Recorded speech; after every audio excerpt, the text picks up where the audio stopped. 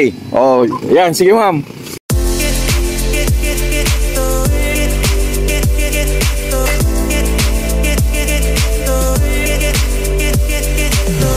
Yan, nagtatalo kasi kami guys eh.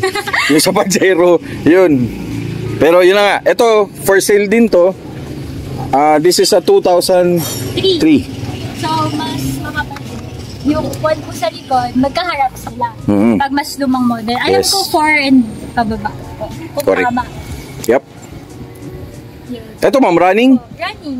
Pati yun ma'am, running. Napagana, pero may problem with fuel regulator. So, basta pag-usapan nyo na lang. Kayang-kaya. Madali silang kausap guys. Tinan nyo nga, pinapasok ako sa garahe. At okay, automatic siya na automatic, 4x2 lang. 4x2. Which is same lang din sa kabila. 4x2 lang din naman. 4x2 din. Okay. So kung interesado kayo, check them out. Yun, follow nyo si Ma'am Cassie Vroom, Facebook, TikTok, ano to? IG. Yan. So stock lang to sa mga gusto kasi nauuso na yung Pajero ngayon ulit eh. Bumabalik na. Bumabalik, di ba ma'am? Yun, katulad yung na-feature natin sa Chameleon kay Sir Max. Ayun, yung Pajero niya na na-feature natin recently lang. Oh guys, ito yung video niya, no?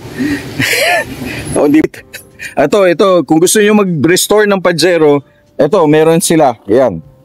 Nakarehistro ba to ma'am? Oh, anyway, basta. Alam ko lang dito, dati siyang naka-Eurobuild nung may-ari. Dito, okay. Yung side mirror niya, black kapag Eurobuild. Pero pinalitan nung may-ari bago namin makuha. And okay. Naiwan pa to na black. Oo. Yung ganito. Mga black door trimmings. Door handle. Tapos, bago namin din siya makuha, yung sa plate holder niya, pababa na ganun. Nasa inyo pa? Wala na. Wala na. Wala na, hanggang doon siya pababa. Parang may cut din siya dito. Okay, yeah. Oo. Okay. Alam ko wala na sa amin. Ewan ko sa dad ko. Kasi siya may kabisado talaga. Baka nandun. Okay. Ano lang yung ginagamit ko, yun lang alam ko eh. O sige, basta message yun lang si ma'am. Yeah, 440 din to. 440, yes, of course. O yan, message yun lang. Pag Europe, sa alam ko, binubuo na po nila yung salamin sa likod. Oo, tama. Diba? Yes. Binubuo na nila. Kasi pinag-uumpisahan daw yung nakaw. Doon daw dumadaan. Kasi yung marupok na gano'n. Oo, naitutulak nila kasi nawawala sa lock. Okay. Itong 123 na 2-door na 280 CE. Yung kabila pala 260 or 280 SE. SE. Okay, yan. SE yan. Mali ko isang letter. Ito pala yung CE. CE to. Okay. So ito, sa mga gustong mag-restore, naghahanap kayo. Pasok siya sports car na Benz. Ma'am, makina. Pero 6-cylinder ba to? Alam ko palit na yung makina niya bago namin makuha. Palit na? Anong Benz pa rin makina? Benz pa rin.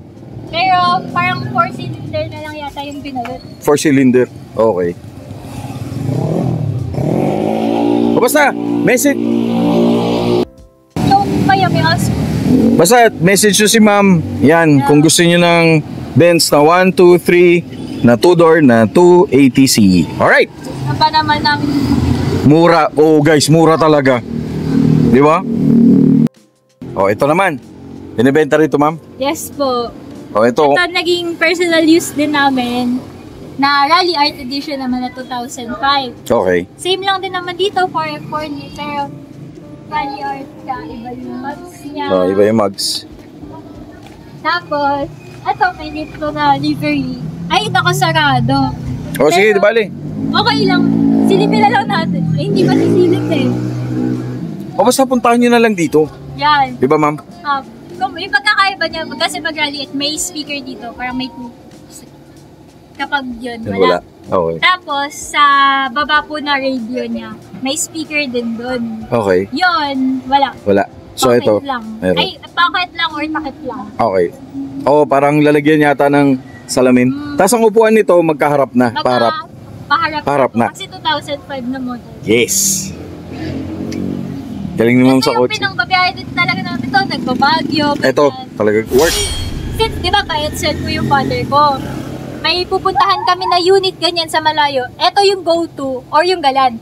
Dati yung galan. galan. Eh kasi kinukulit ko din galan palagi, kinukuha ko. Ito na yung ginagamit niya. Okay. Yun. Sorry ka. O yan guys, check it out. Check nyo to, message nyo si ma'am if you're interested.